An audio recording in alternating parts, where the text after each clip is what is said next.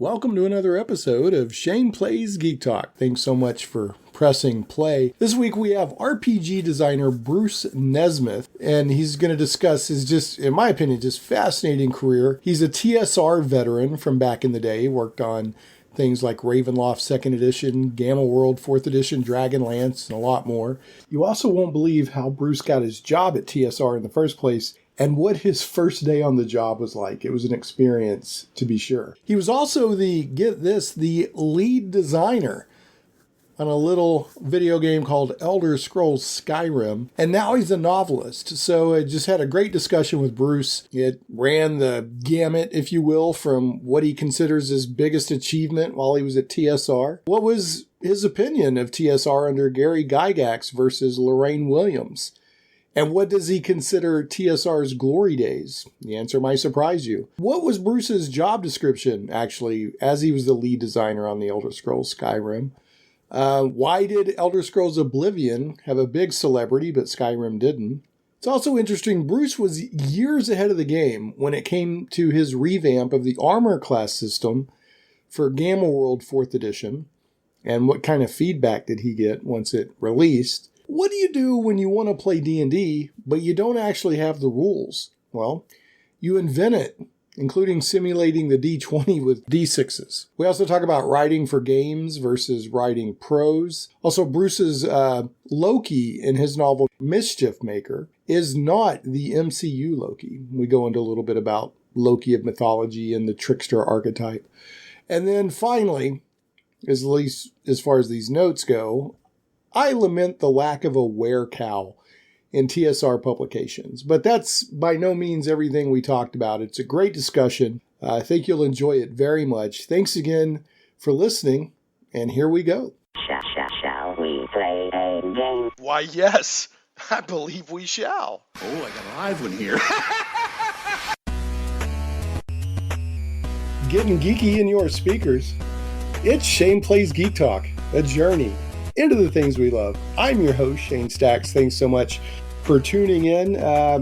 As I always like to remind people, even though it's Shane Plays Geek Talk, it's not just about games. I'll talk about anything geeky, off of comic books, board games, tabletop role-playing games, computer games, computer role-playing games, TV shows, movies, whatever.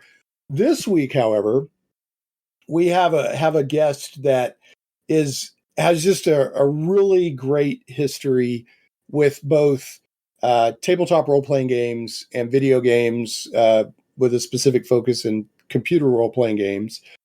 So I'm just, as I was sharing with him before we started recording, he's actually hard to prepare the show on because he's got such a strong history in two different areas that are major focuses of this show.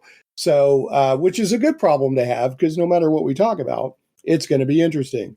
So I'm really glad to have him. It's Bruce Nesmith. You're going to be so impressed when you hear his history, which we'll get to here in a second. But Bruce, welcome to Shane Plays Geek Talk.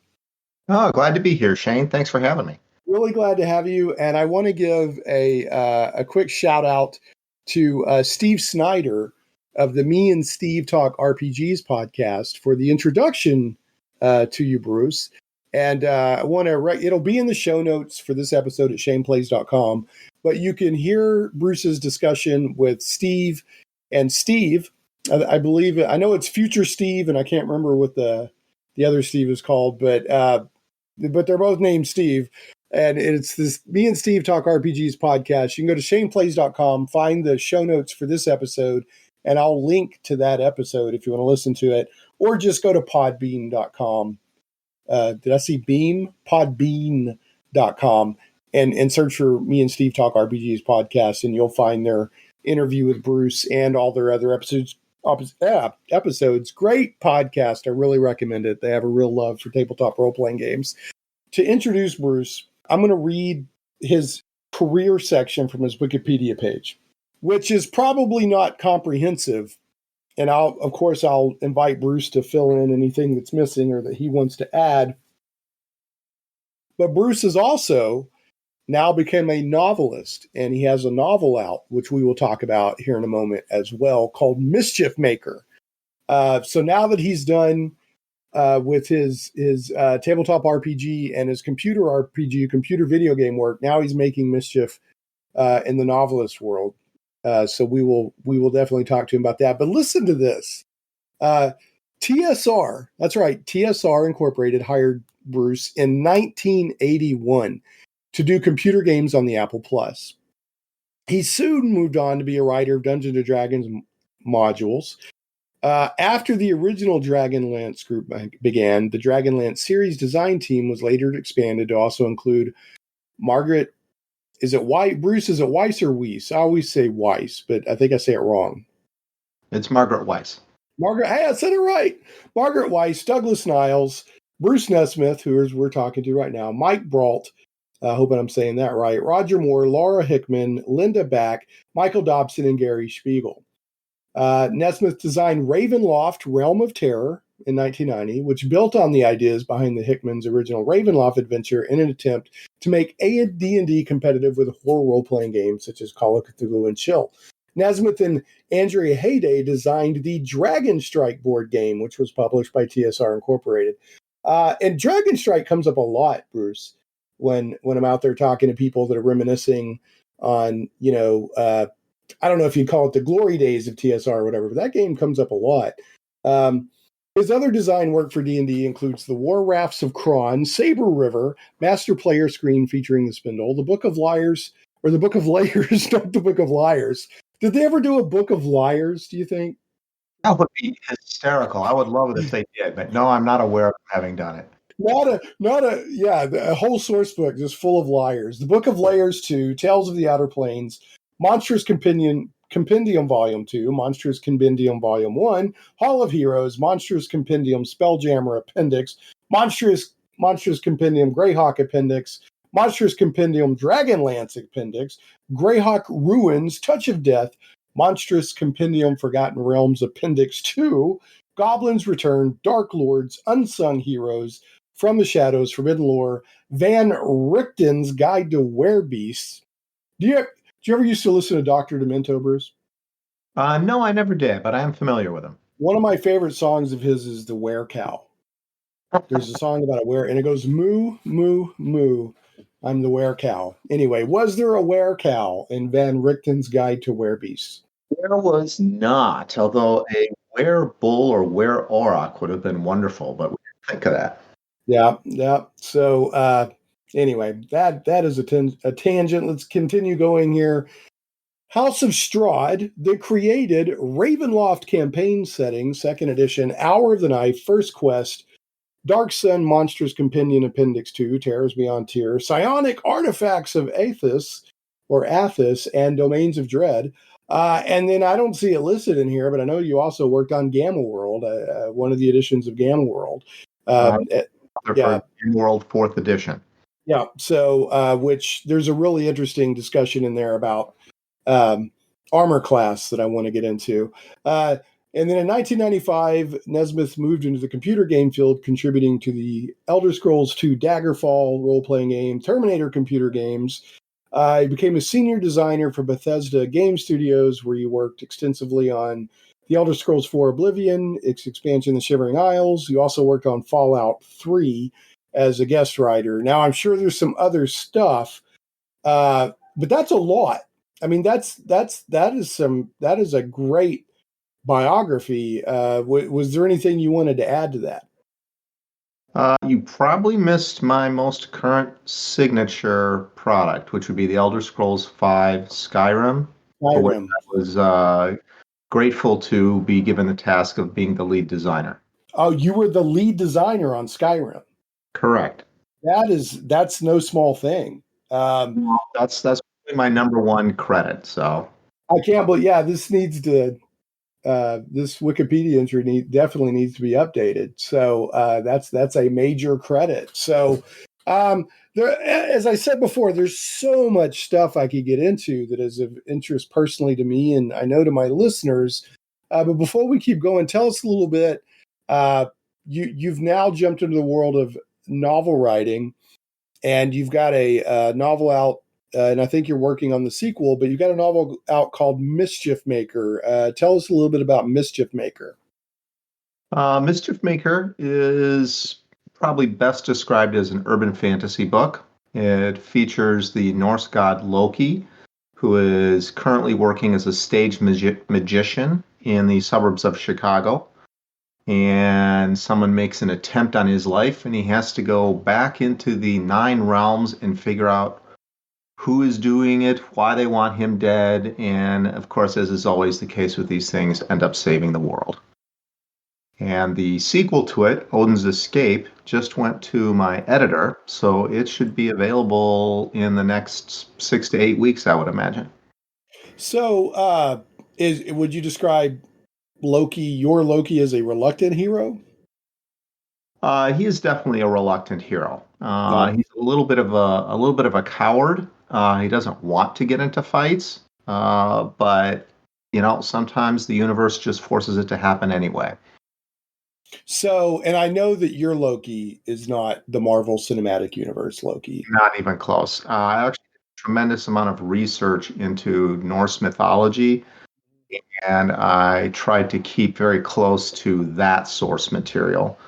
And one of the premises is that Loki wasn't quite the bad guy everyone paints him to be, because he suffers from the old adage of the victors write the history, and he was not the victor at Ragnarok, and so he didn't get to write the histories. Yeah, my most recent, I don't even know if I'd call it a deep dive with Loki, the mythological Loki. I enjoyed him in the MCU, and I enjoyed his series on Disney Plus. But that's a whole different take on the character. Absolutely.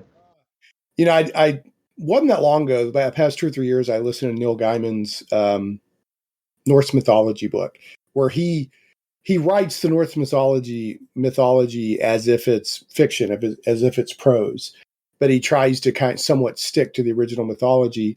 And what struck me about the Loki of his stuff was that Loki was super clever and could pull everybody's fat out of the fire, but he was also usually the person that got everybody's fat into the fire to begin with. So that was kind of the Loki of his version.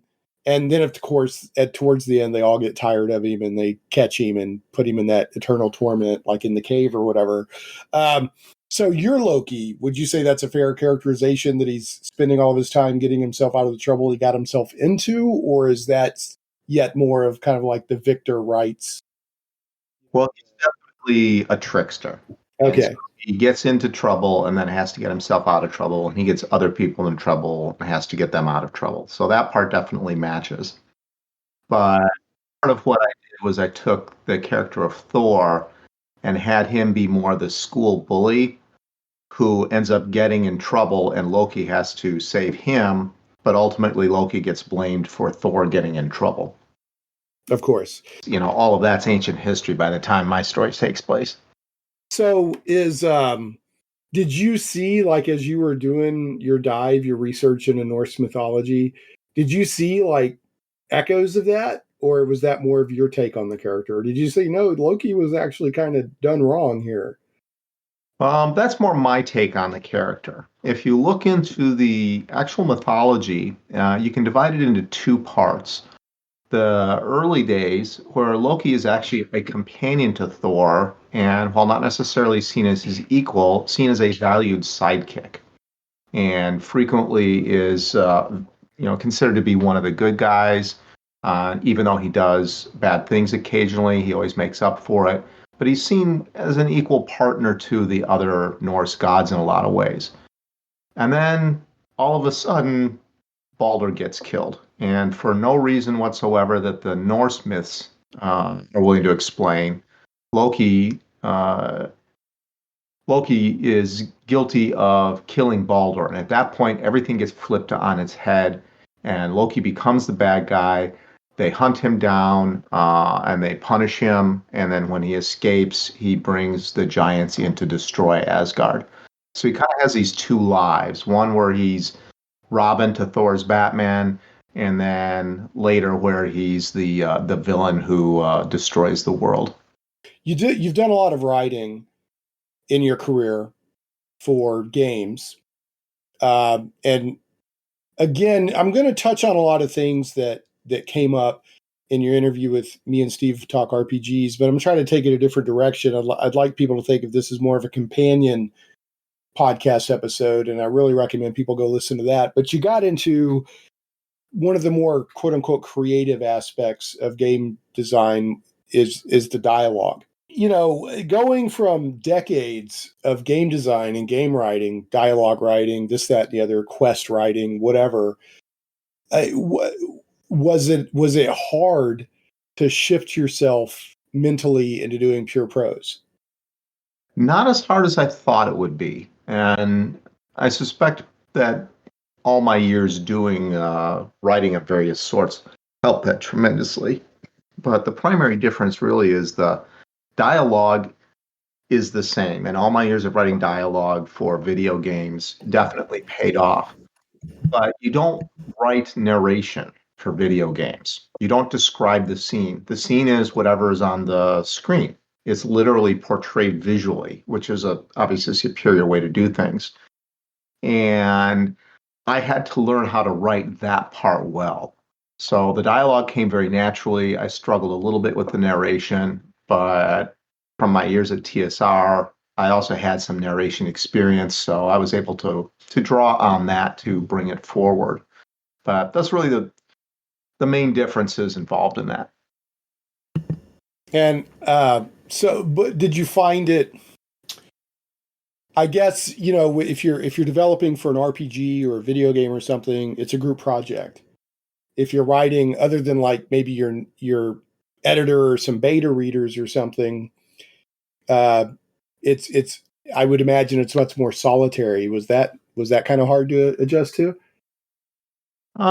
Yes and no. It is much more solitary. And the deadlines were ones that I had to impose upon myself as opposed to ones that some outside agency, i.e. my boss or the company, would impose on me. But even when I was working at Bethesda, you might have a huge game where lots of people are working together, but you have your own quest and you are the owner of that quest and you write everything for it. And then it gets passed off to other people to look at, and they make comments and they give you feedback, and then you make changes accordingly. And I didn't have quite as strong a group of people to help me do that on the novel. So that was a big difference. But there's still enough ownership when you do a story in a video game that you can relate that experience to having to write the novel. You know, good luck with your novel writing career. I like to do creative writing. You know, I've done short stories, I've done novellas. A novel that's an accomplishment. And then to take it even further and to get it published is, you know, congratulations. So, and you got a second one on the way. So folks, check out, and the link, I'll put a link to Amazon in the show notes at shaneplays.com. It's Mischief Maker by Bruce Nesmith. And it stars everyone's favorite trickster, Loki. But Bruce, and I know that this comes up a lot, talking about mythology or archetypes in storytelling. What is it about the trickster that everyone loves so much? Everybody loves an anti-hero. There's a fantasy that you can get away with doing bad things. And the trickster and the anti-hero plays into that. I get to do bad things and get away with it. I think the other thing about a trickster that's appealing is he's the smart guy. You know, if you look at Thor is not a very interesting character. He's just brute force. But a character like Loki is a smart character. He outwits people. He does things that are interesting as a result. So he makes a much more compelling centerpiece for a story than Thor does. And, you know, Thor's solution to everything is, I'm going to hit it with my hammer. Right. And honestly, tricksters are more fun. They're going to get you into trouble, but you're probably going to have more fun along the way. Yeah. So Anyway, I think that's great. So I hope that your stuff goes well, and I look forward to getting my hands on Mischief Maker and checking it out. I've always been a Loki fan, even in the MCU. Again, that's not really the mythological Loki, but they gave him a redemption arc, which I liked a lot. So, Yeah. yeah. So anyway, all right, moving on. So again, this is so hard to even know where to start, but I've got a few questions written down here to help keep me focused.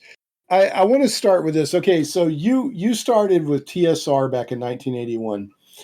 And you will, again, people go listen to the Me and Steve Talk RPGs podcast with Bruce, because he relates this really fascinating story of how he got hired. And he said, this never happens, but it happened to me.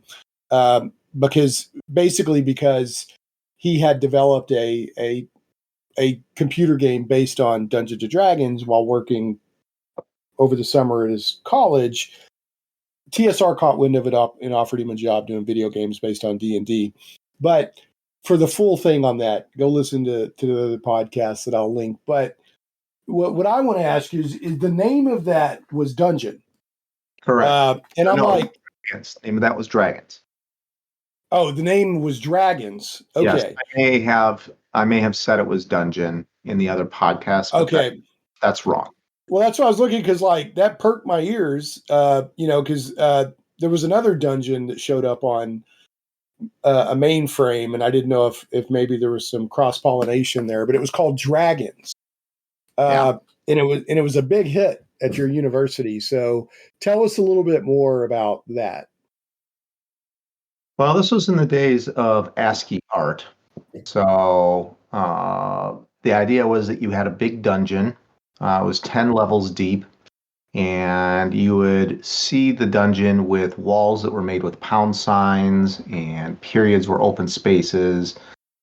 Doors were brackets. The monsters were numbers, and you were a symbol with a less than or a greater than, and then whatever first initial you chose in the center.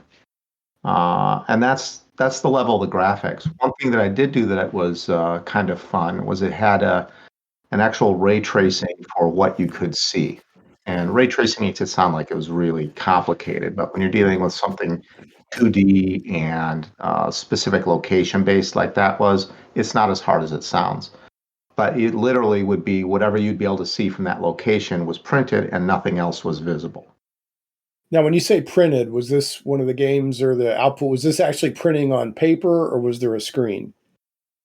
Well, with the computer system that they purchased, the HP 3000, they had just gotten CRT screens. Okay. Which would run, at a whopping, what was it? I want to say 300 baud. They were ridiculously slow by today's standards. So every time you moved a space, you could obviously only move up, down, left, right, and at the angles, it would redraw everything that you could see.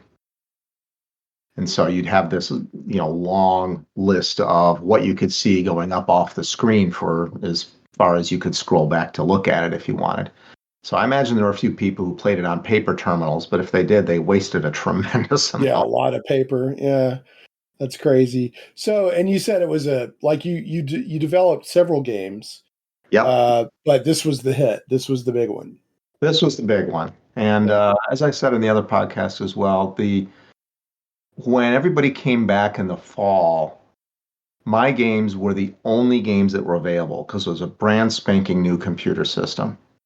So while I think some of the games I did were very appealing and were popular on their own merit, a lot of it also had to do with the fact that those were the only things you could play. That was it. There was nothing else. Well, I still, even with that, I mean, if you made, I'm just throwing a number out, if you made 5 games and everybody's spending most of their time playing Dragons, I think that, shows that Dragons was the fun one, or the most fun, or something. I don't know. What were the other ones that you made? Like, can you remember what they were about? There was one that was a very interesting game called Chase. And it basically, you started in one corner of a grid, and a robot started in the other corner. And then there were various walls that were randomly seated around. and you had to get to a destination location that was randomly chosen. And the robot could move 2 spaces every turn, and you could only move 1. So you had to, but its AI was very primitive. It always moved straight towards you. So you had to try to move in such a way to get it trapped behind the walls to get around and get away from it. And this was, oh, go ahead. I was going to say, and then to add some interest to it, you could set a number of teleport markers if you wanted that were marked as where they were, but not marked to where they connected. So you'd enter one of them, and it would be like an asterisk on the screen, and you would suddenly appear at a remote location, and then it would replace those asterisks with numbers. So it was, number 2 goes to number 2. And so you could also use those to try to escape the robot.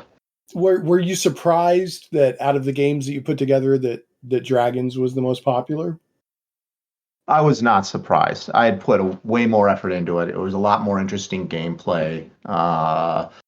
And I was probably surprised by the popularity of it, but not that it was the most popular of the games that I made.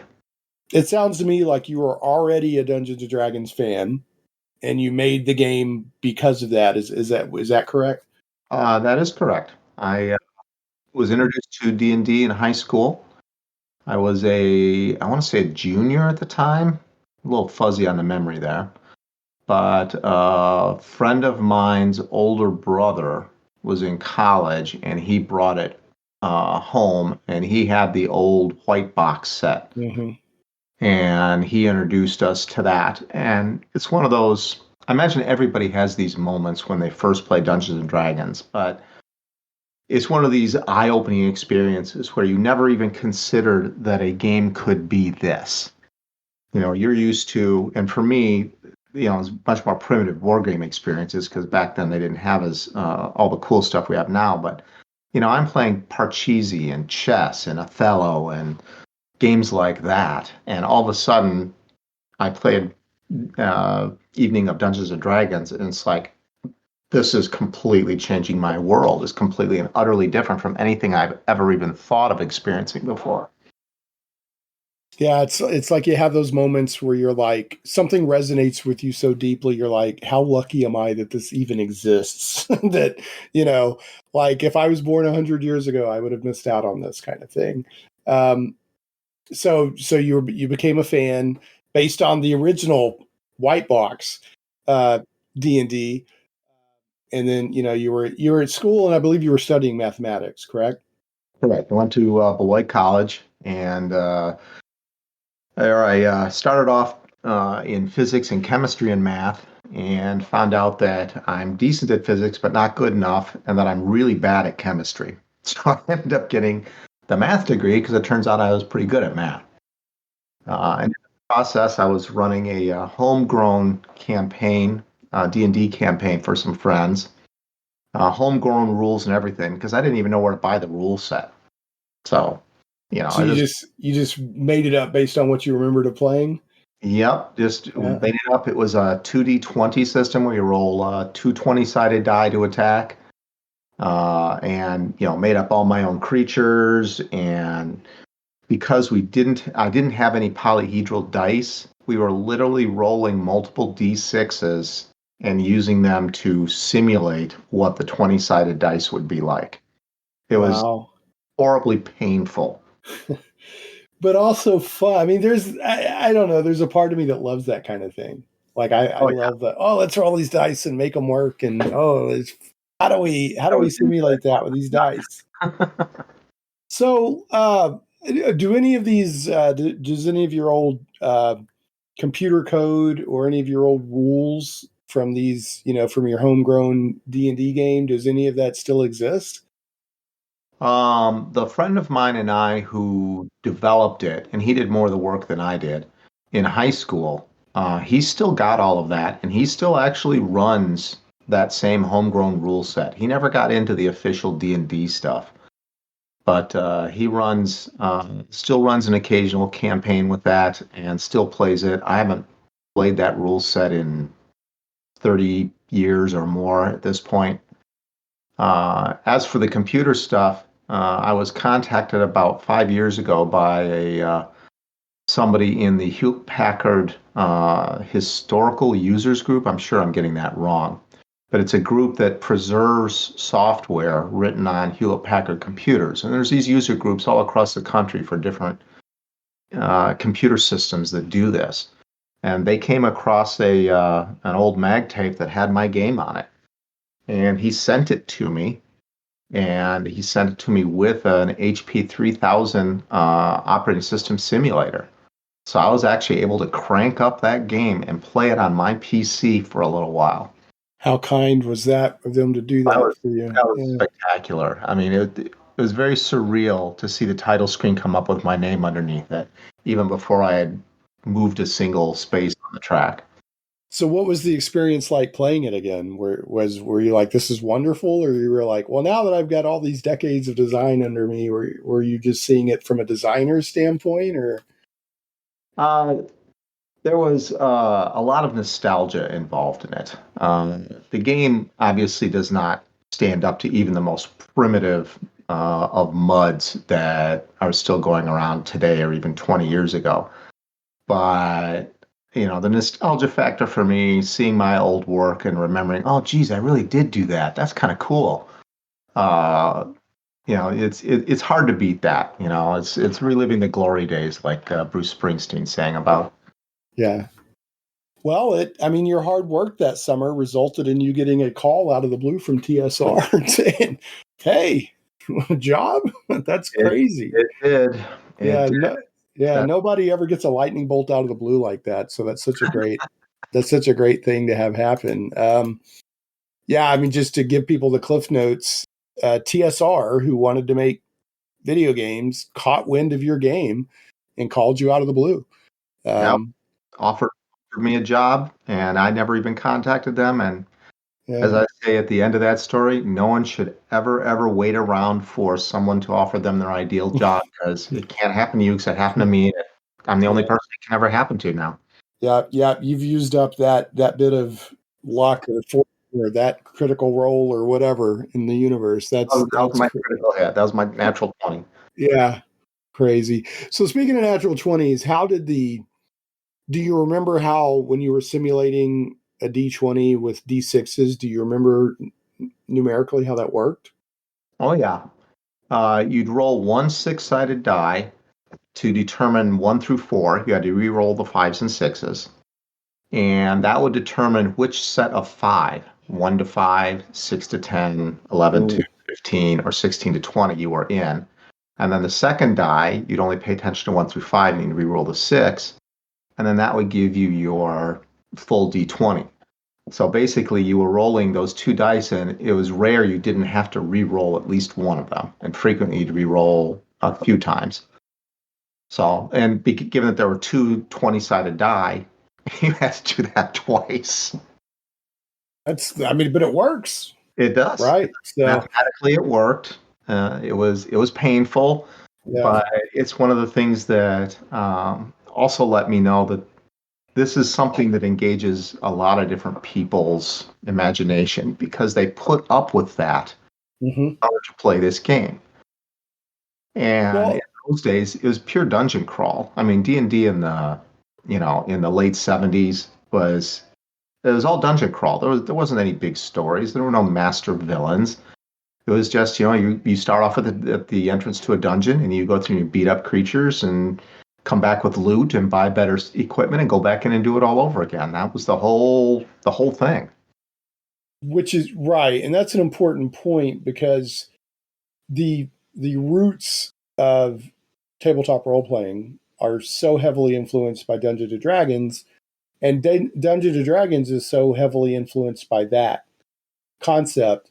A lot of people that are coming into the hobby these days, and you have a wonderful discussion on the other podcast with me and Steve, Talk RPGs, talking about how you think that iterating and people coming along later and enhancing and iterating on the designs and that sort of thing is a wonderful thing. I really enjoyed that part of the discussion. But people are coming in and going, well, why is the game like this? Or why are characters like that? So much of it is because it started as a kick down the doors dungeon crawl, and that's why D&D is still so heavily combat oriented. It's one of the major pillars of D&D. Even though it's a role playing game, ROLE, there is role playing in it, but I mean, it really came out of a combat heavy background. Well, if you go back far enough, Gygax and his crew, they were playing war games. They were doing miniatures games in sandbox tables, and they were doing war games on. I don't know if they were doing Hex Encounter, but they were doing that style of war game as well.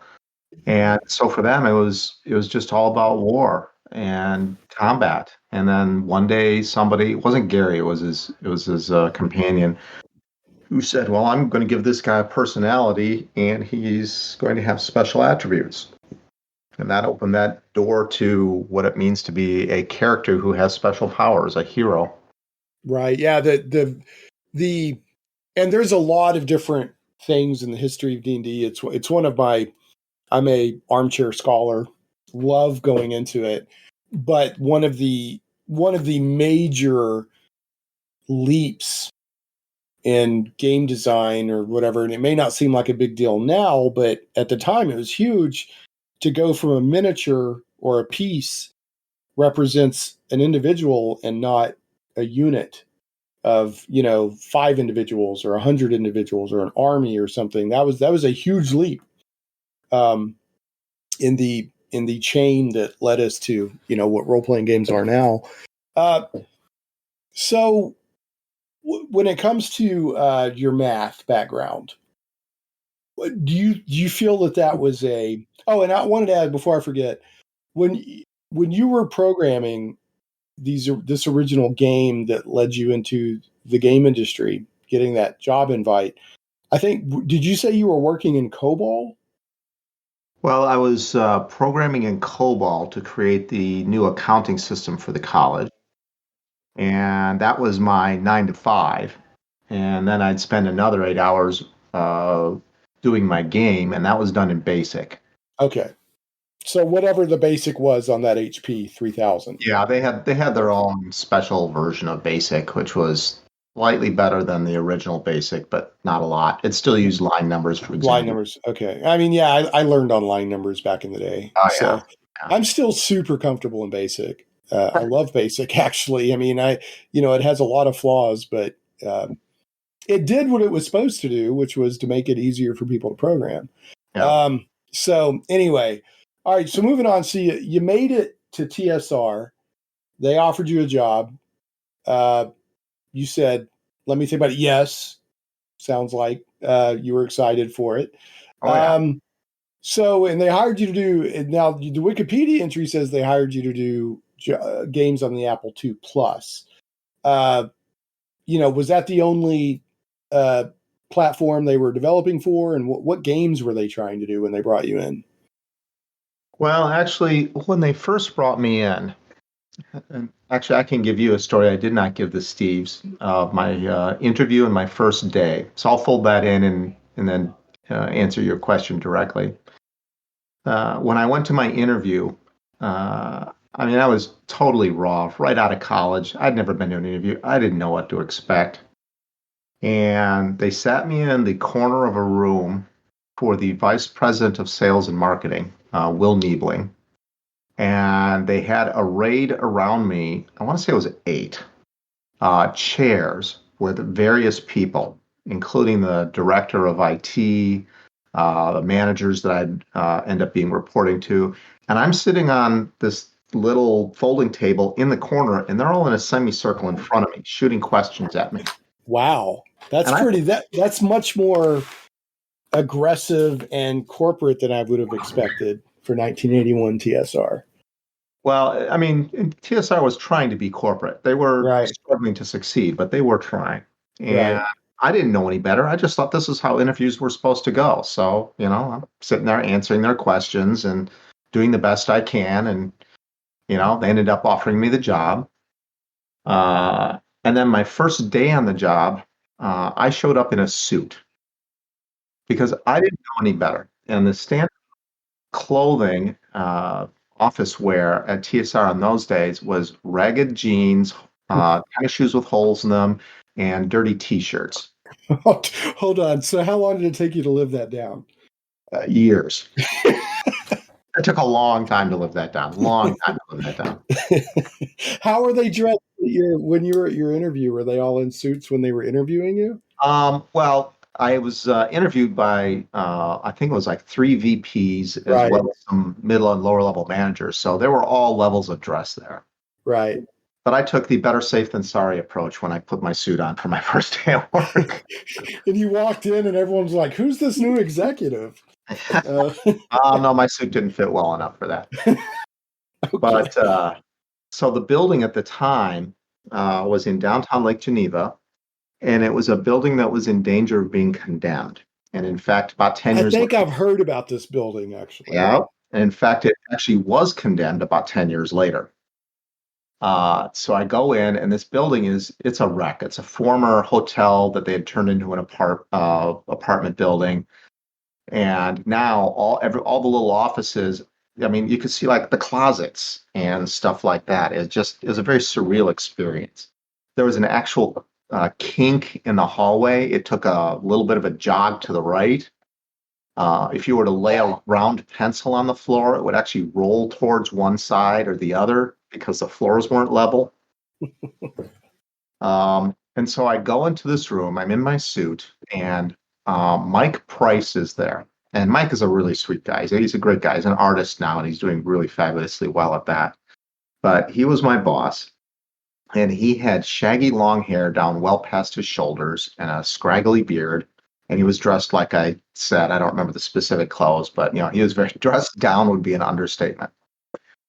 And we're in this little teeny room, which it was maybe 10 by 10. And the entire walls all around had Post-it notes on them with little sayings from the police de chat and the Mouse Gestapo. Apparently, Mike had a dream the week before that he had told all his friends, and they came in over the weekend and covered the walls with these Post-its. I mean, there were hundreds of these little Post-its. And so here I am, fresh out of college, as green could be, walk in, I'm way out of place, and I sit down, and there's all these Post-its all over the walls. And my first task was to work on a TRS-80 Radio Shack computer on a program that was stored on paper tape. And it was a Le Mans 24. 24 is a Le Mans game, which one of the big principals at TSR was a huge fan of that, so we wanted to make a computer game out of it. And so you say Le Mans? Le Mans. I mean, LEMANS. Le Mans, like the 24-hour endurance race. Yeah, it's a 24-hour endurance. Yeah, right. So he wanted to do a gaming simulation of that, and he had written a lot of it. But the problem he was having is that every turn, it was taking forever to print up the 53 or whatever it was cars, the current order. And so they wanted me to fix that. That was my very first task. So I did the world's simplest programming stunt and wrote a modified bubble sort. And because one of the attributes of a bubble sort is that it always takes the first place and puts it up at the top, and that's its first action, I just printed stuff as it bubbled up.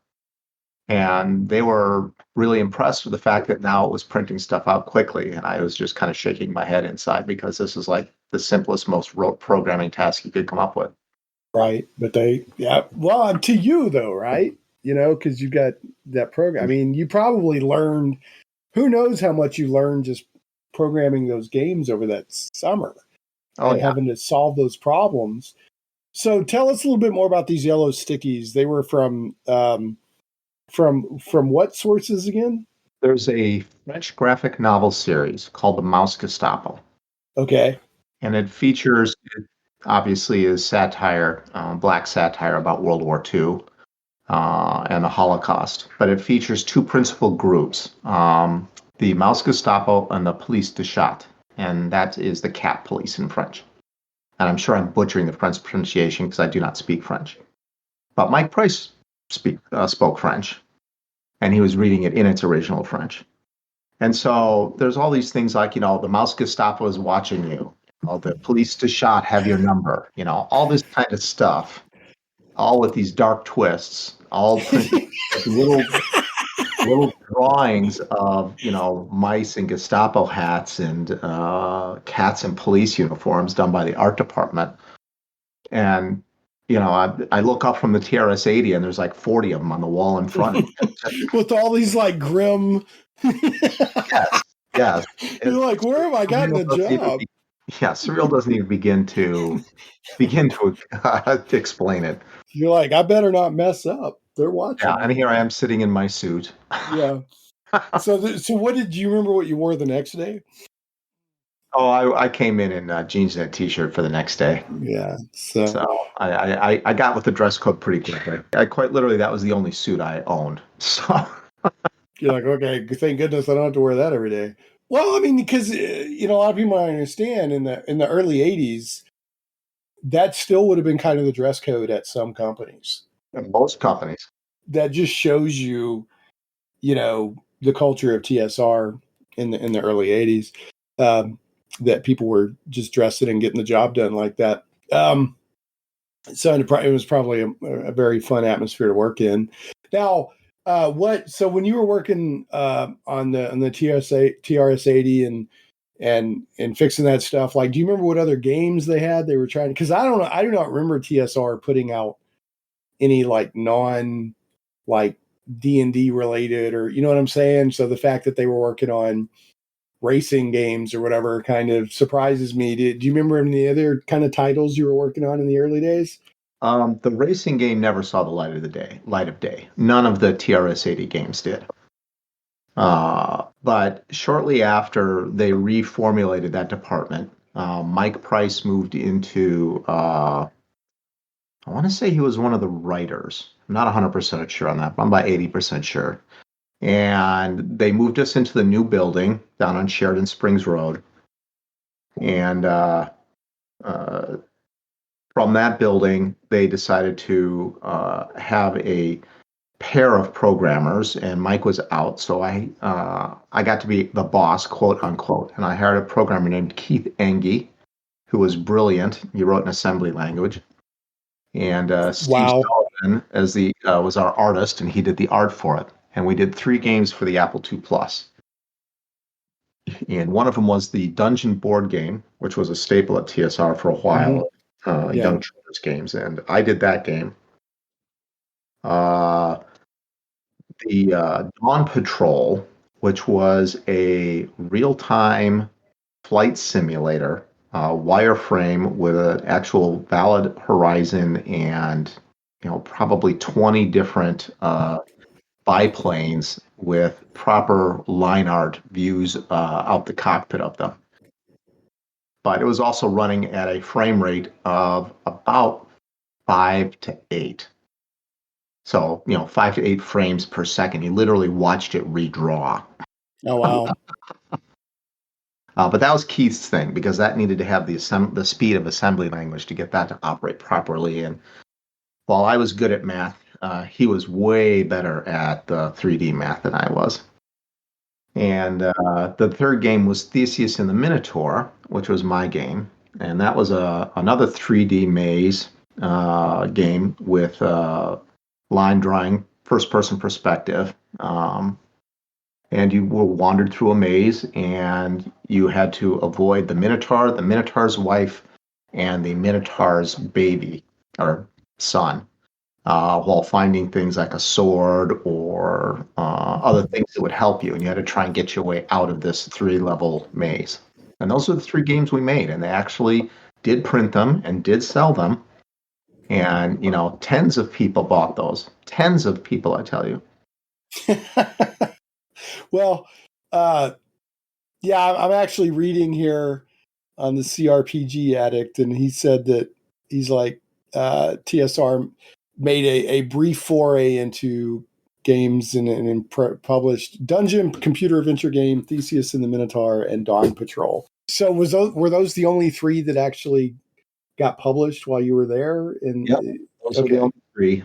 And when TSR realized they had no idea how to market these, they scrubbed the entire department because they were used to printing. They were used to making a printed product, giving it to Random House, and then Random House would sell it. And Random House looked at these computer games and said, "We don't know how to sell these. Why are we going to take them? We know how to sell books, and your stuff can fit on a bookshelf, so we know how to sell that." So in business terms, TSR did not have a distribution channel. So for the Dungeon Computer Adventure game, did you ever interact with David McGarry, or was the game already complete enough for what TSR had, that y'all were just working off the board game? Yeah, the game had been out for years at that point. So you never... No, I never had to contact him. So all we had to do was look at all the component pieces and put it all together and recreate that in an Apple II Plus platform. And that was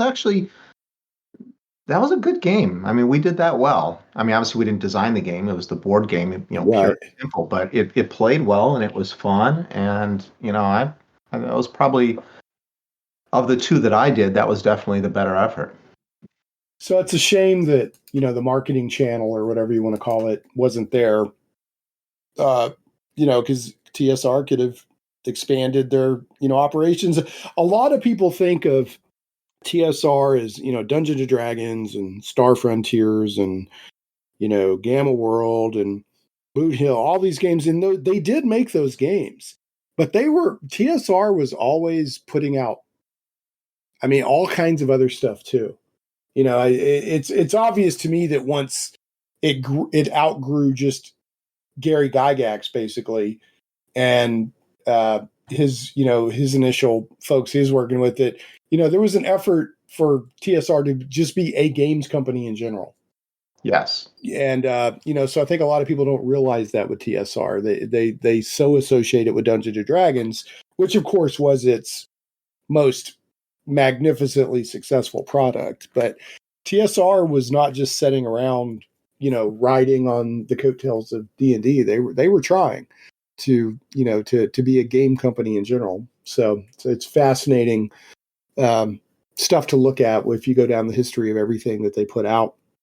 So, which leads me, and I am not looking for negative stuff or dirt. So this is not my kind of podcast. I'm not 2020. But I am curious. You were there in 81 and you were there through, I think you said 95.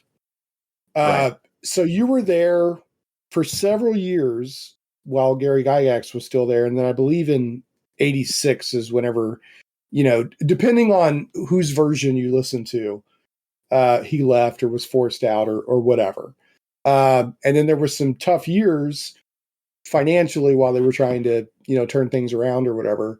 So what was it like for you to come in 81, which I would imagine is still sort of TSR is kind of riding high somewhat. It's still kind of a young company, so it's still fun and crazy. And then you were there through 95. So what was it like for you in those different eras of TSR? Well, interestingly, I actually left the industry for about 4 years in the middle of that. Oh, did you? Okay.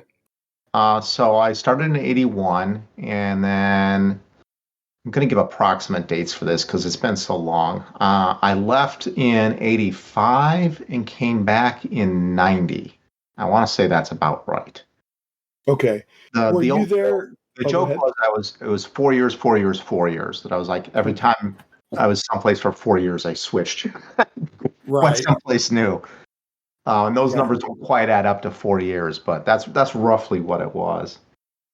So were you there when Gary left, or had you already left? Okay. Well, I was still in Lake Geneva, and I was not there when Gary left, but I was there during the tough times. In fact, I left in the fourth wave of layoffs.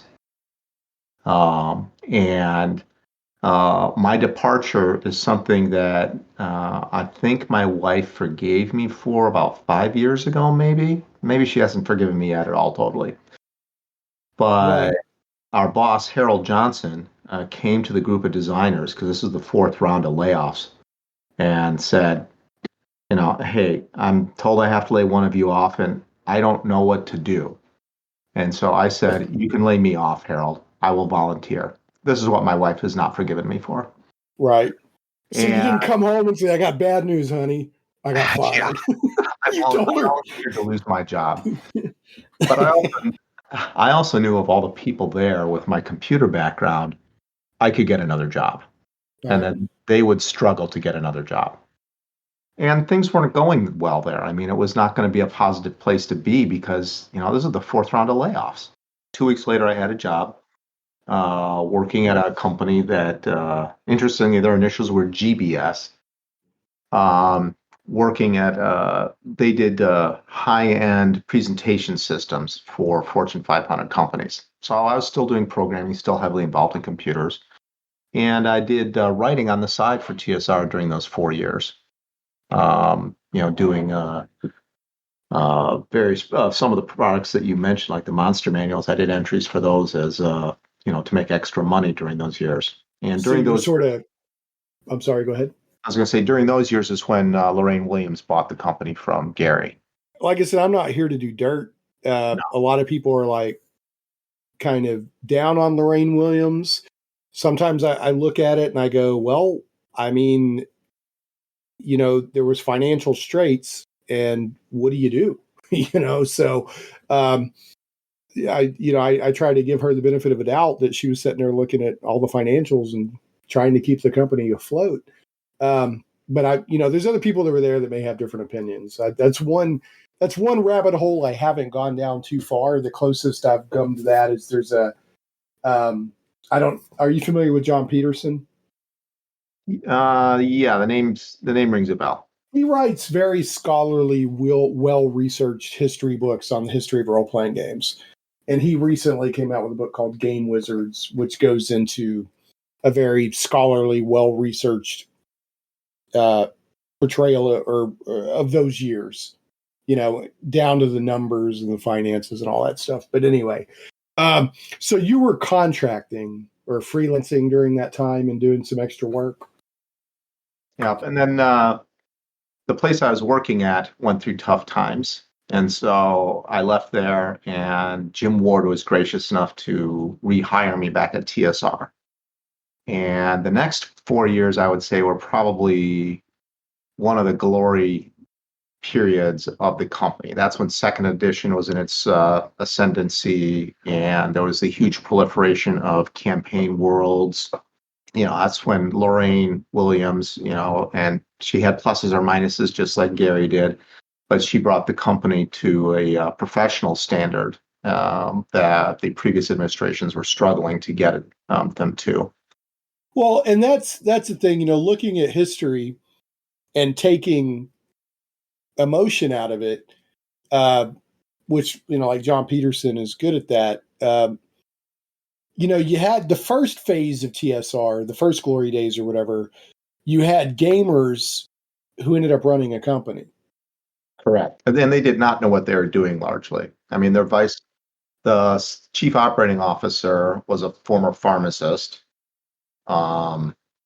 The president, Gary, was a former shoe salesman and insurance salesman, or shoe repairman and insurance salesman.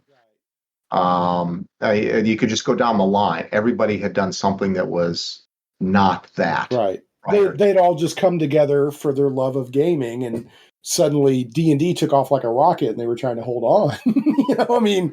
That's kind of one way of looking at it. But then later phases of TSR, you had executives that weren't gamers who were running a company, and gaming was the product. So that led, so the early 90s, you would say, was kind of a second glory days. You had second edition, you had, all these settings coming out. I want to kind of, and am I characterizing that right? I want to make sure I'm not accidentally mischaracterizing what you're saying. I would actually say that was the glory days. There was the first glory days. Oh my God, we've actually got a hit on our hands. That was first edition AD&D when Gary was still there. But if you compare the number of products sold, the money that was made, the early 90s eclipses what was happening in the early 80s.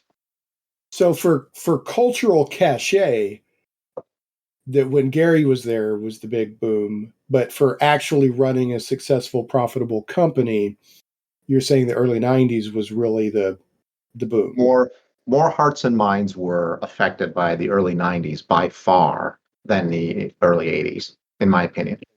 All right, no, that's fascinating. It's one of the reasons why I like to talk to people that were there. So I want to kind of go back and I want to camp out on Jim Ward for a second. So you had a lot of nice things to say about Jim Ward on the Me and Steve Talk RPGs podcast. So Jim Ward, if I remember right, not only wrote Metamorphosis Alpha, which is considered as one of the first, if not the first, science fiction role playing games, but he also wrote Gamma World. And you said something very interesting. Did I hear right that Jim Ward said at one point that Gamma World was actually the second RPG ever written? That's what he said. Okay. I hope I'm remembering that right. I hope I'm quoting him correctly. If I'm not, my apologies, Jim. But that's my understanding. And Gamma World is basically a retooling of Metamorphosis Alpha. It's the same game that MA takes place on a Sentry ship that's in space, and Gamma World takes place on Earth. But it's the same basic concept, the same rule set, the same characters, etc. Well, it's the same setting, if I understand right. It's just one of them's on a ship, a spaceship, and the other's on. I guess same universe. I guess I would say, yeah, same universe. So Gamma World is like, and this is a very rough analogy. The first edition of Gamma World is basically D&D, but with mutants. I mean, I believe it's like a futuristic apocalypse with mutants. But it also emphasized wildness and humor in a way that you did not see in D&D. Gotcha. All right. Well, and Gamma World is, very well remembered. It's still played. And now you worked on the 4th edition. Gamma World that's a setting that I've always had a soft spot for. I always liked its crazy insanity and the fact that your character was something really wild and creative. Those always really appealed to me a lot. And so I was very, very happy when I got the 4th edition assignment, even though a lot of people didn't consider it a plum assignment because Gamma World was not one of the products that was, hugely popular at that time compared to things like Al-Qadim and Spelljammer and stuff like that. Now, you did something, to me, it's very interesting while you worked on 4th edition. And you, as in your own words, you attacked the negative armor class system. I'm gonna take us back for a second to make a point, and then I'll bring us back to this. You were talking about in the early days, you're like, I didn't have the D&D rules, so I made it up the best I could remember. And, having these crazy, trying to do D20s with D6s kind of added to the investment of it, because I had to invest in that and it made me engage with the game more. So when I was first introduced to D&D and role-playing games and all that, the oddness or difficulty or challenge of learning the rules and the dice and everything, to me, was part of the mystique. So it was like, this is my thing, right? This is my thing. And so it was part of the mystique for me. Now, these days I could care less, right? Give me a crunchy rule set, give me an easy rule set, whatever. I'm going to have fun either way.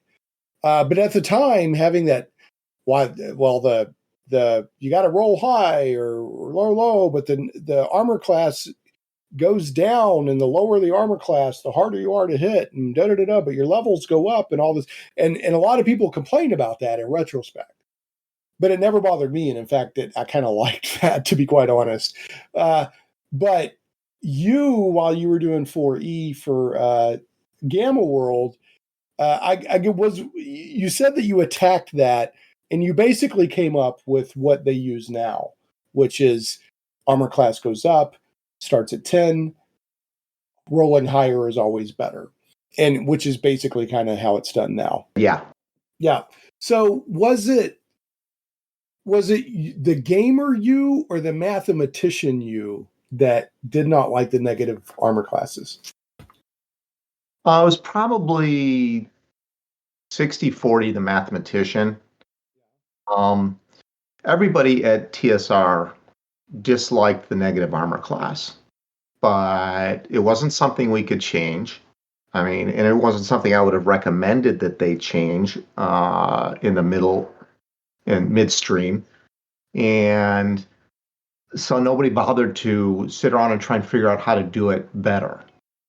But here I had, this little side project in Gamma World, which was, seen as the ugly redheaded child, and I could do whatever I wanted, and no one was going to complain. And Jim Ward, bless his soul, gave me permission to redo it, because if he had had his way, he would have just kept the D&D rules. Right. He said, "No, go ahead. Let's try to see." Now, do you remember? Was it supposed to be that, like, if you can play second edition D&D, the rules are the same in 4E Gamma World? Did they want it like that? So, because like for third edition, with the D20 system, they wanted the games to be as similar as possible. So, like, you're like, oh, well, if I know how to play D&D third edition, then I can play the Star Wars RPG because it's basically the same. Was it like that? Basically, yeah. I mean, they had this, elephant in the room, 800-pound gorilla, choose your metaphor. And in order to lower the barrier to entry, it was, let's use the same thing. Let's use the same basic system. And as designers, we rebelled against that, not because it didn't make sense, but because we wanted to stretch our legs and stretch our minds, and we wanted to do new and cool things. We wanted to come up with new systems. And the other thing to remember that helped us win some of these battles is this was an era in which many new role-playing games were being generated. Probably more than today, I would say, but definitely definitely at least in the same ballpark. And everybody was trying something new. Everybody was using dice in a different way, using storytelling in a different way, coming up with a different campaign background. And there were just everybody was trying stuff, and some of it stuck and some of it didn't.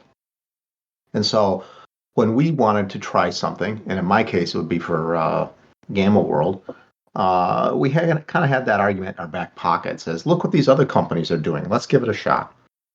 Like I said, Jim Ward was willing to let me try that, and what I came up with by sheer coincidence is the same system that D&D 5e uses currently for attack rolls and armor classes. And I don't think they saw the work I did and copied it. I think it was just parallel development. They did a thing that was smart, and I happened to do a thing that was smart also. And they actually did it better than I did back then. They included some other stuff in there that definitely is significantly better than the stuff I had.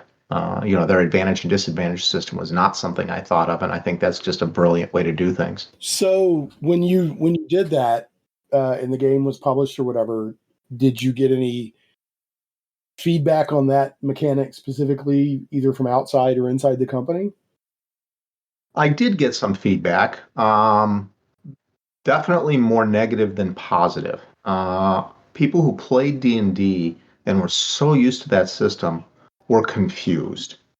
They struggled to invert their thinking to work properly for this, and it actually was a bit of a barrier to entry. So, from that point of view, it wasn't a success. But those people who stuck with it or were a little more open-minded, they loved it because it made life so much easier mathematically. They didn't have to go through all kinds of weird mathematical hoops to figure out what they were trying to accomplish.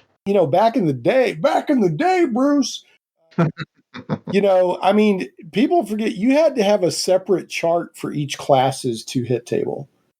Oh, yeah. Like if I'm a fighter, I've got to look up on this chart to see if I'm a fighter and at this level and I want to hit somebody that has a 2 armor class, I have to look at a chart. So math for it. You had to go look it up.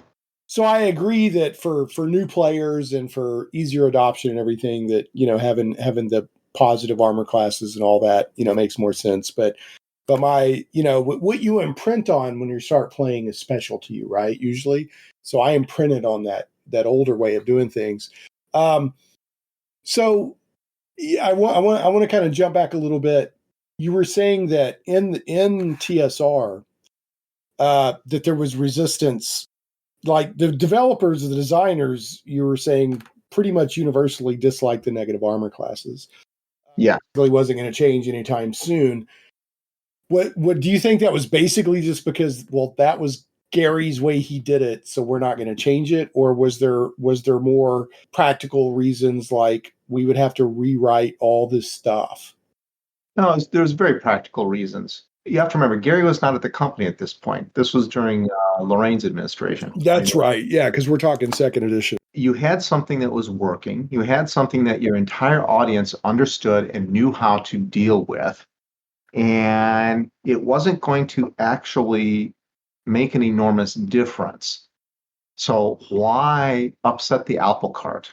There wasn't the payoff just wasn't there, and it took D&D going into an eclipse in between third and fourth edition, and needing to be revived and needing fresh blood in order for them to be willing to make the enormous changes they made in 5e. That would never have happened back for second edition. You were taking something that was successful and you're just trying to build on it, and reinventing the wheel.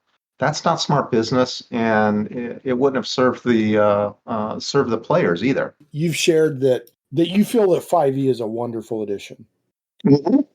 So what is it about 5e that you like so much? Mostly because it's simple and approachable. They took a couple of unified principles and they applied them to everything. And so the player doesn't have to look things up. He doesn't have to, okay, what is the mechanic for this? Everything is working off of that D20 system and the advantage and disadvantage. Everything in the game works on that. And that makes the game far more approachable. One of the knocks against 4e was that it was cumbersome and complicated. And 5e is in part a counter reaction to that. Now, 5e is not perfect. I could, probably talk for an hour on exactly what all its flaws are, and I'm sure I wouldn't be alone. There's other professional designers out there who hit things that I didn't even think of. Well, there's no game system out there that's perfect. It's no such thing. So. Well, and what you're fighting is the perfect simulation with approachability, ease of mechanics, and letting the dice rolling and the mechanics get out of the way of having fun.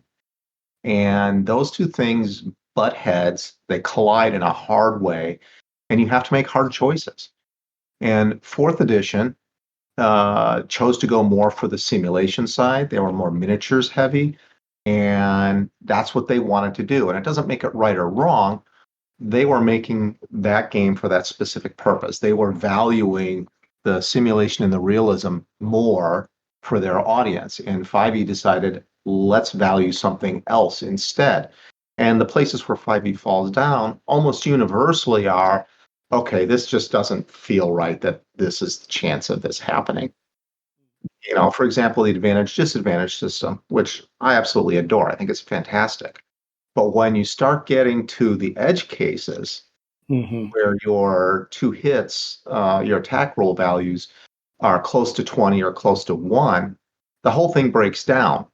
Everything becomes an advantage. Everything is a success on advantage, or everything is a failure. And that advantage-disadvantage system really only works between 5 and 15. It doesn't work at the edges. But man, it works really well in that sweet spot in the middle. Yeah, the bell curve, the majority, the majority of the bell curve, it works really well. Yep. I mean, I think 5e is there's a number of things that have come together to lead to the current explosion in popularity of D&D. Oh yeah. But it certainly didn't hurt that 5e released when it did, because it's a very good edition. I do agree. I'm with you that I think that advantage, disadvantage is a very elegant way of representing. You either have an easier or harder chance of doing this without having to go through and, well, I got this modifier and I got this modifier and I got this modifier and I got this modifier. and I got to add it all up and figure it out. Nope, you just have advantage or disadvantage, or they cancel each other out. It's so elegant, and like I said, for me personally, I don't mind going up and adding up all the modifiers and this, that, and the other. But when you have a mass audience and you're trying to bring in new players, it's beautifully elegant. And you get people that are like, well, D&D didn't come up with advantage, disadvantage. Well, there's not many mechanics that any one thing comes. You all incorporate what's out there, and the fact that the major game of the role-playing game industry went to that is pretty impressive, in my opinion. Yep. I think 5e is a great addition. In fact, I think they're going to run into the challenge of 5e is such a good addition, that whenever they get around to trying to come out with another edition, there's probably going to be a lot of resistance to it. Yeah, if they're smart, they'll do a light touch rather than, completely throw out the whole basket of apples like they did with 4th to 5th. Well, there's already kind of some rumblings of that there's going to be a not quite an edition, complete edition change, but almost like when they went from 3 to 3.5. Yeah, something like that. So we'll see. All right. Well, I've got to ask, I'm a huge Dragonlance nerd. Massively huge. Now, I know that you've also done Ravenloft, up to and including, it sounds like you were pretty involved with the Ravenloft campaign setting for 2nd edition. I was the writer on that. I was the designer. You were the designer for the Ravenloft campaign setting 2nd edition. Ravenloft is, again, people have to go back if you weren't there. Ravenloft was a big deal when it came out. It was the 2nd most popular campaign setting they produced. Only Forgotten Realms outsold it, and it outsold it by quite a bit. But it was the 2nd most popular setting they had. Well, for D&D at the time, to put out a horror-themed adventure and then setting was big, because up until then, it was basically, for the most part, Tolkien-ish fantasy, for the most part. I'm generalizing. But when Ravenloft came along, that's a big deal.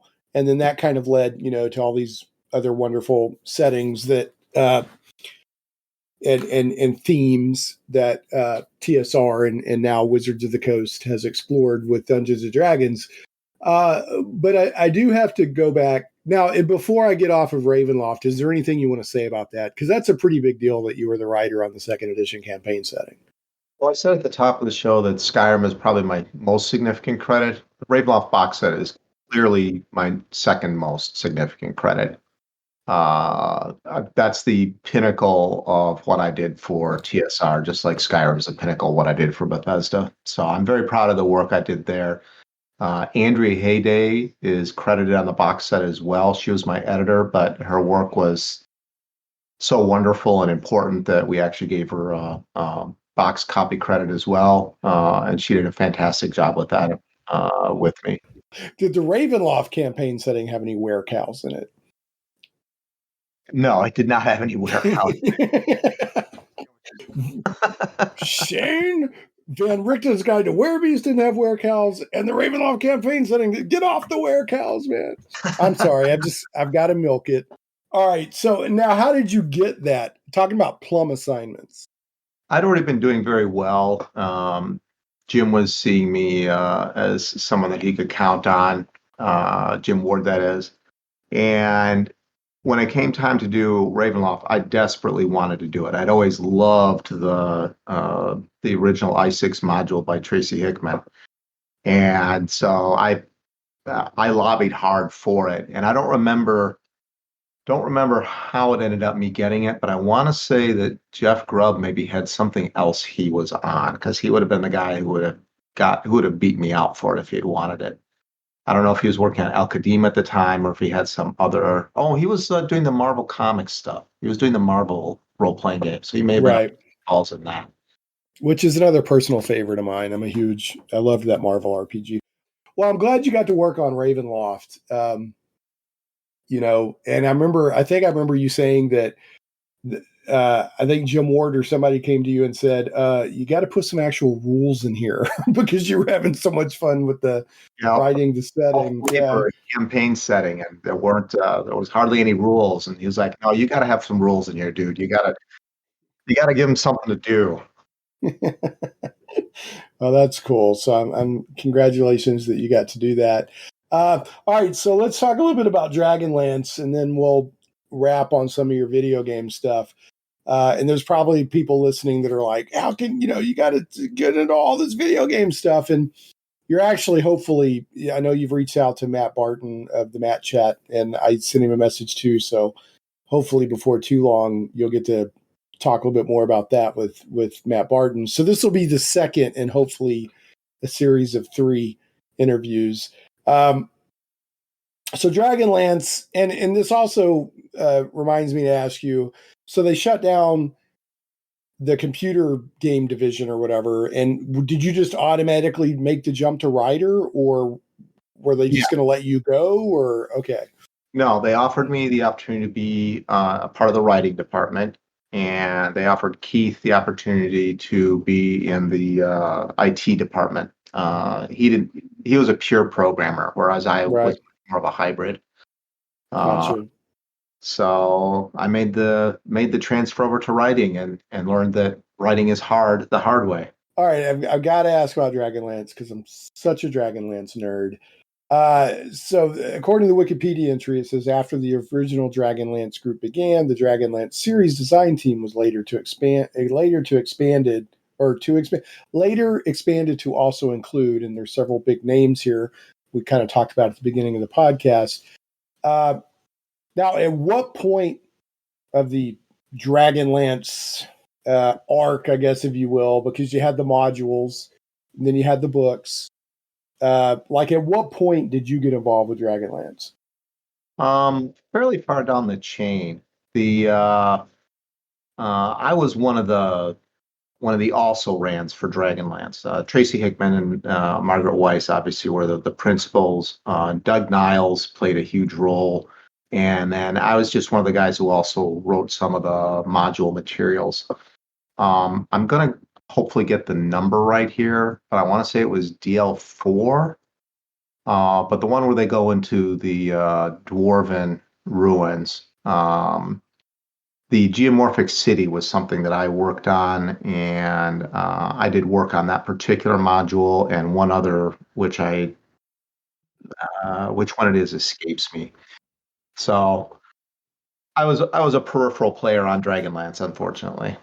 But you did work on those original modules that made up the original quote unquote Dragonlance trilogy. Right, I did. That's the DL4. DL4 Dragons of Despair, maybe? Yeah, let's take so many dragons up. I don't remember which. Yeah, it's all dragons. Yeah. It is hard to overestimate or to overstate how big of a Dragonlance nerd I was. So it was definitely the second most popular product line, eclipsing Ravenloft when it came out. It was, yeah. And see, I came in, I mean, I was playing D&D. I love D&D. I came into Dragonlance through the novels. I don't even think when the novels first came out that I realized that they were based on modules. I found that out later. So, but yeah, I've always loved Dragonlance.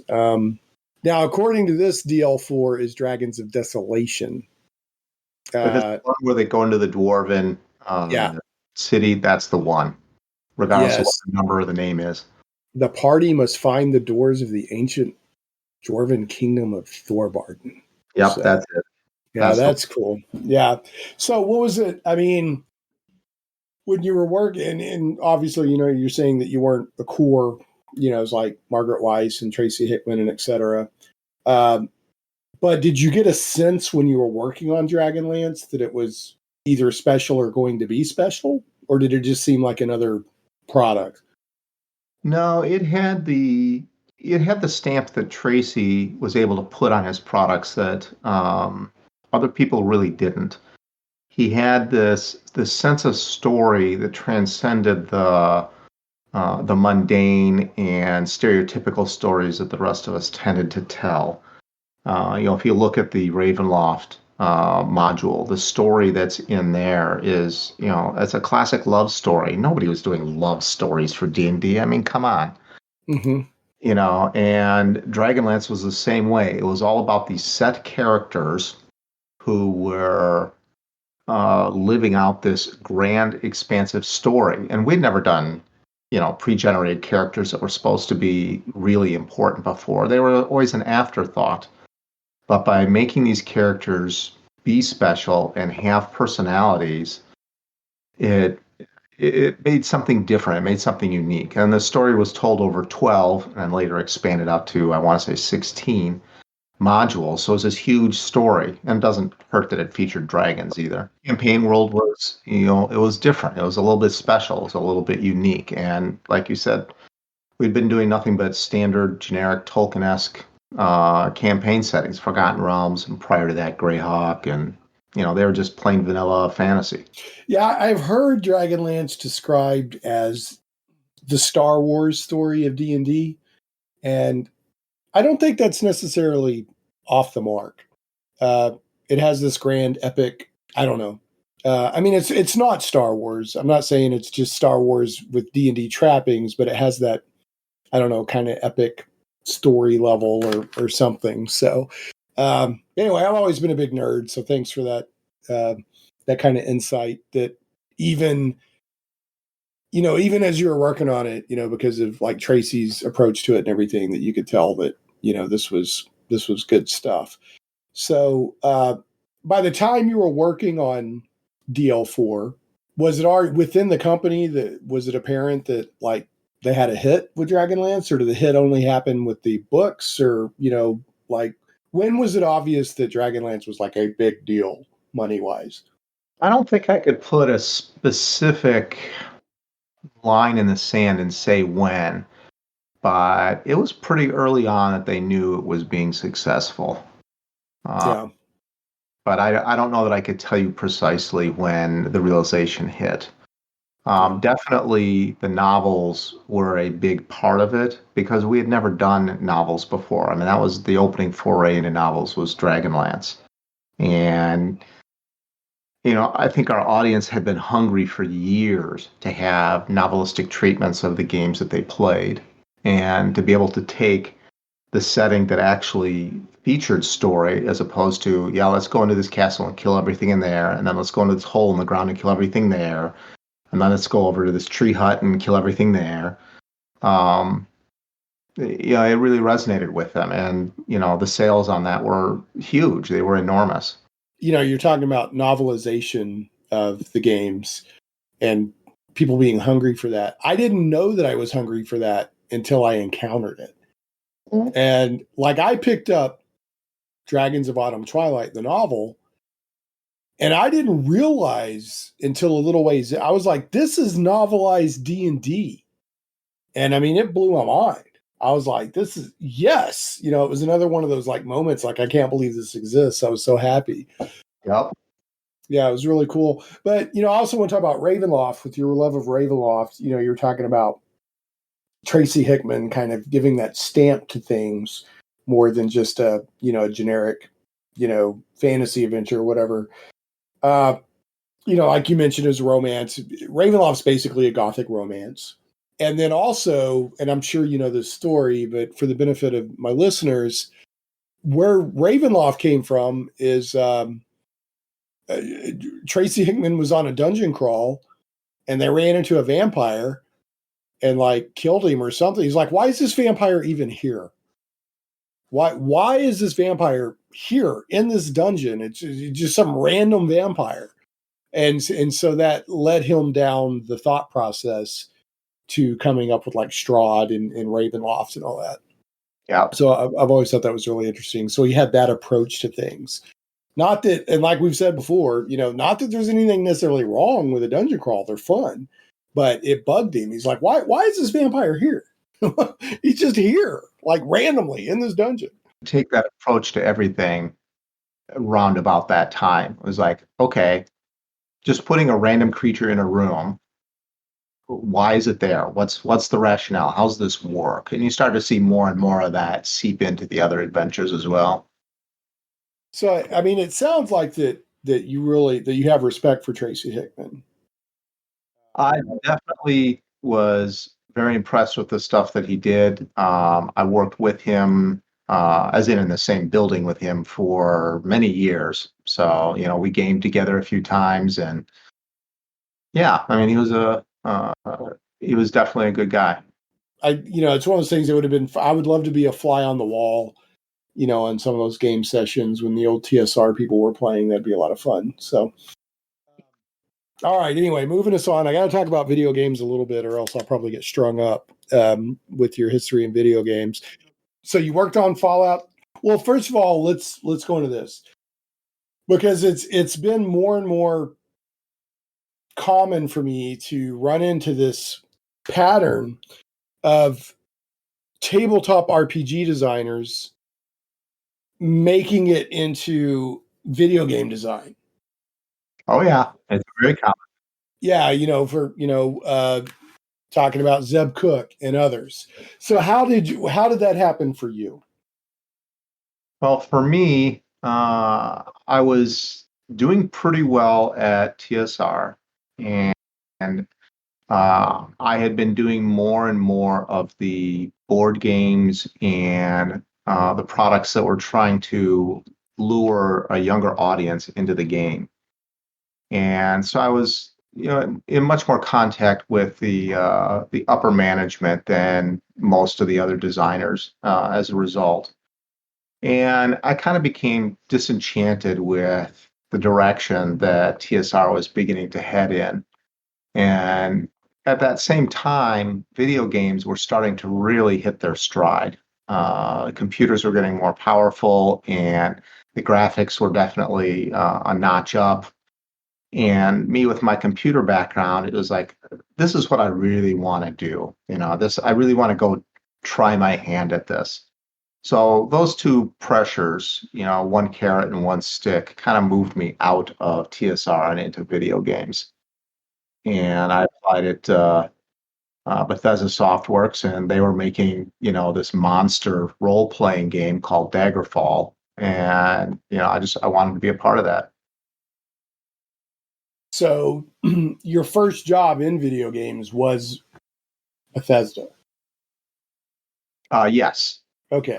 I did interview at a couple other places, but Bethesda is, they were top of the list from the beginning. And while you're at Bethesda, you worked on Elder Scrolls, Daggerfall. Up to Skyrim, where you were the lead designer of Skyrim, which is a big deal. So you did Elder Scrolls 2, Daggerfall. You worked on Oblivion. Did you work on Elder Scrolls 3? No, I did not work on Morrowind. Okay, so you worked on Daggerfall, Oblivion. 4 and 5. So how hard, or I mean, what is required to become the lead designer on a version, like the new version of like a major franchise like that? Well, in our case, Todd Howard had to see me as the best person to manage the staff and oversee the grand scale of the project. So it's not necessarily that you're the best designer, although it helps if you're a good one, but you have to be the kind of guy who can pull all the pieces in together and make sure that everybody's sort of rowing at the same time and at the same speed in the boat. And, he chose me to do that. So what was that like? Was it like one of the hardest jobs you've had? Or I mean, like what, how long did it take? Like what was that like? Well, Skyrim, I'm probably got a faulty memory here, but it was 3 to 3.5 years. And it's a team of over 100 people. And that's full paid staff members. That's not counting contractors, most of whom are artists. But so there's a lot of people. And while I did not oversee 100 people, I only oversaw the designers, which are the smaller group of, what would it be? somewhere between 15 and 20. I'd have to sit down and make a count to tell you the exact number. There's an enormous amount of coordination that goes on. You have to coordinate your efforts with all the other departments. You're overseeing all these other people's work. You're doing work yourself because Todd doesn't believe in having managers who are just managers. Managers are people who are doing work and then also do some management. And then you have to deal with Todd Howard and the other people who are reviewing the work and the constant cycle of changes. Anything that takes 3 to 3.5 years to complete, there's going to be things that crop up in the middle of that where it's like, no, we need to really change all of that, so throw all this stuff out and redo it. And that happened a few times on Skyrim. But he also trusted me to do, some really important things. The Radiant story system was something that I did a tremendous amount of work on. And the whole new spell system is the other thing that was principally my work. So it was definitely the hardest single project I've ever worked on, without any doubt. So, sales-wise, Skyrim was a staggering success. Oh, yeah. Oh, yeah. And I'm sure that is incredibly personally satisfying for you.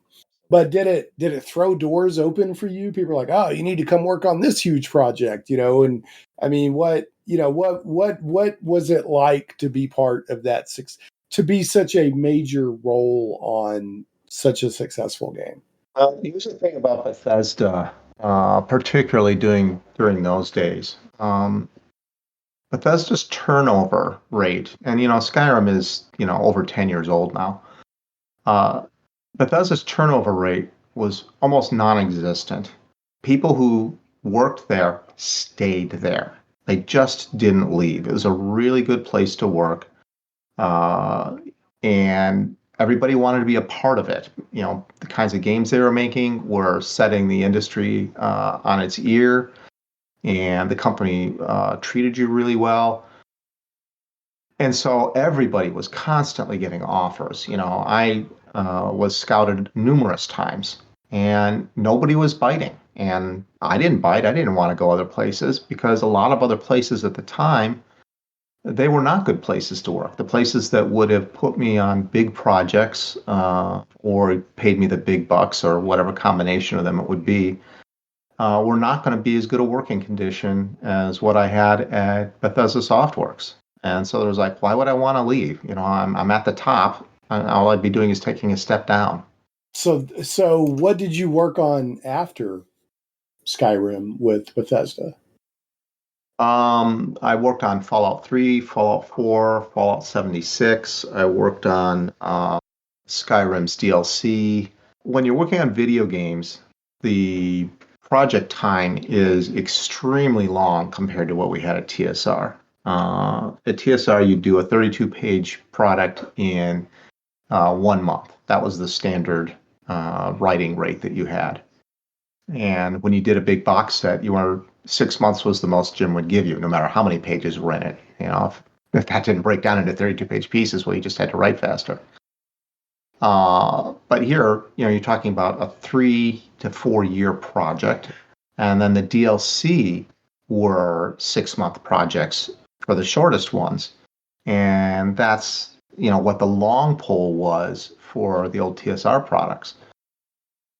So it's a lot of work. And I think I've lost the thread of what your original question was. Like, what was your video game career like going from such a major high point?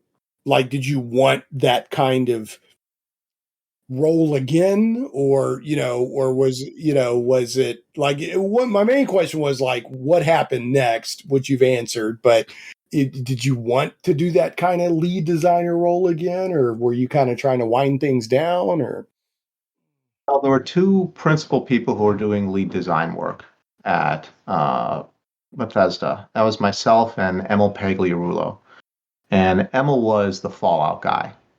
And it was his baby. He loved Fallout. He and Todd worked on that together.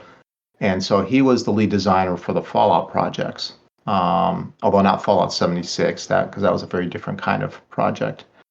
So for me, it was more a matter of waiting for the time to come for there to be an opportunity to have another lead designer role because Emma was going to be doing the Fallout pieces. But unfortunately, with 3 and 4 year lead times on these games, once you do Fallout 3 and Fallout 4 and Fallout 76, and now they're working on Starfield, time just ran out. Right. And, I don't know if I would have been offered a chance to do it on Elder Scrolls 6 or not. By that time, my last lead position had been a long time ago. So, there's absolutely no guarantee I would have even been offered it. When you're talking about a department that has 24 people in it, you're not necessarily always going to pick the same people to be your leads. So the competition's pretty intense.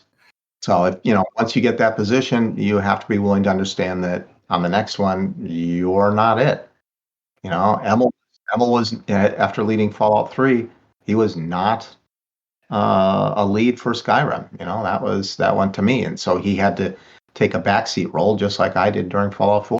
Well, to respect your time, I know we've gone quite a while. I just have some quick questions here. When I dropped that message to Matt Barton in a group chat that I'm in with him, people were like, whoa, they were looking at everything you've done. So I got 2 or 3 questions from them, if that's okay. And then we can wrap up. And then I have to drop the bad joke on you because I do a bad joke every episode. So let me. You mean werecow wasn't the bad joke? That's not even a warm up. But you do need to go listen to the werecow. It goes moo moo moo. I'm a werecow. Okay, so here is the questions that came up, and like I said, we could go into Fallout and this and that and the other, but hopefully you'll get to talk with Matt Barton, or you're always welcome to back. I'd love to do a part 2 with you based just on your video game stuff. So my friend Matt Bradley Shurgi, he's a game journalist and does some other stuff. And you may, with your role with Oblivion, you may not know this, but he said Oblivion had a big celebrity in the beginning, Patrick Stewart. Do you know why they didn't do something like that for Skyrim? Because we didn't feel we needed it. Okay. Oblivion was coming on the heels of Morrowind. And if you trace from Arena to Daggerfall to Morrowind, the products were on the ascendancy, but they hadn't really broken through to top tier. And for Oblivion, it was like, we need something that we can advertise and that we can promote to really get people to pay attention. So let's get a big name for the Emperor. And so they got Patrick Stewart, and he did a fabulous job. And when it came time to do Fallout 3, they got Ron Perlman and Liam Neeson to work on those. But for Skyrim, following up on Oblivion, it was like, okay, this is already a big deal. We don't need a big name actor. And you can usually only get them for a day's recording anyway. They don't want to be spending huge amounts of time on your project. They want to do one day in and out and get paid a big paycheck and go back to doing the other work that they do. So it's just, this is going to sell like hotcakes and we don't need it. All right, fair enough. My friend Alan Valley, I should say, asked, and I'm assuming he means Skyrim, but I'll just ask the question as he's asking it. He said, how did they come up with the more you do it, the more your skill goes up system? And did they expect that it would break? For example, Sneak is 100. You can literally steal from someone right in front of them. I'm pretty sure I played a seminal role in that, but it was a long time ago. So if somebody says that they were also involved in it or they actually came up with it just before me, I will bow to their knowledge. Okay. But I know I absolutely refined it, and I'm pretty sure I came up with it. But it was one of those things of, we wanted you not to have to think about the stats. We wanted you to just play the game. So the thing you do, you get better at. Don't worry about what your stats are. Just go do it. And as is pointed out in Oblivion, it was kind of broken. And in Skyrim, I spent a lot of time fixing it as best I could in Skyrim. And even then, there's there's some I just couldn't fix completely. It's a computer system. I mean, that's the difference between a tabletop role-playing game and a computer role-playing game. Yeah. You have mathematical rules going on, and sometimes those mathematical interactions are not going to be perfect. And there's never enough time to fix everything. Nope. All right, final question from Robbie Sambat, who actually did the art for the cover of Dungeons & Desktop 2nd Edition. And I guess this could apply to role-playing or video game or whatever. He says, any games he wishes he had worked on, and then he has a parenthetical, says, not that he needs more on his extensive resume. I would have loved to have done a strategy game. I've always loved those. And I've been a huge Sid Meier's Civilization fan. And boy, would I have just killed to be a part of that. So, but, that wasn't going to be because Sid did it better than I would ever do it. And Bethesda doesn't do strategy games. But that would have been something I would have loved to have done, would have been a strategy game. Well, fair enough. We'll wrap it there so that you can get back to your real life. A couple of things I want to mention here real quick. Well, actually, 3 things. One, thanks so much for your time. My blast. You were one of the guests that my time management got blown out the window because there's just too much interesting stuff to talk about. So, again, I appreciate your time. 2, folks, don't forget, check out Bruce's Mischief Maker. That's the name of it, right? Is it Mischief Maker? Yep. Yeah, Mischief Maker novel starring the one and only Loki, and there's a sequel in the works. I think you said it's already been delivered to your editor, if I remember right. Yep. It is in the hands of my editor. So go to shaneplays.com, check out the show notes for this episode. The Amazon link will be there, or just search for Mischief Maker by Bruce Nesmith. And last but never least, I have to drop the bad joke of the week on you. Okay. Bad joke of the week's a misnomer because I only do 2 or 3 episodes a month, but we just call it the bad joke of the week because it's easy and it sounds good. So the bad joke of the week, here we go. In honor of your work on Skyrim and D&D and many other things involving skeletons, Bruce, how do you annoy a skeleton? Ooh. I want to say it's something to do with funny bones, but I don't know. How do you annoy a skeleton? Well, it's a trick question. You can't because nothing gets under their skin. There you go. Yes, that's a dad joke.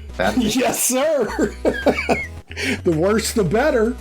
But it's been absolutely wonderful talking to you, and thank you for regaling me with all of the fascinating information on your career. It's fascinating to me, and the closest I can ever come to being there is talking with people like you. So I truly appreciate your time in doing so. No problem. Like I said, I had fun. Okay, great. And I hope that Mischief Maker makes a lot of mischief on the charts and gets some good sales. Me too. Okay. And thanks so much again, Bruce, and everybody else. We will catch you next time on Shane Plays Geek Talk.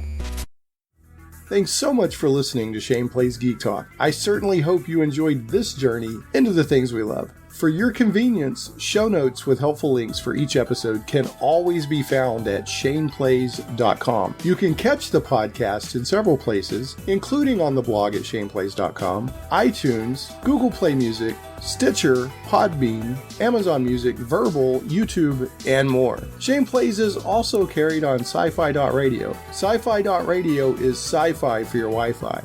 SCIFI.radio. If you like what you hear and would like to support Shane Plays Geek Talk, you can do so for as little as $1 per episode on Patreon at patreon.com/ShanePlays. Thanks again for listening, and we'll see you next time. Stay geeky, my friends.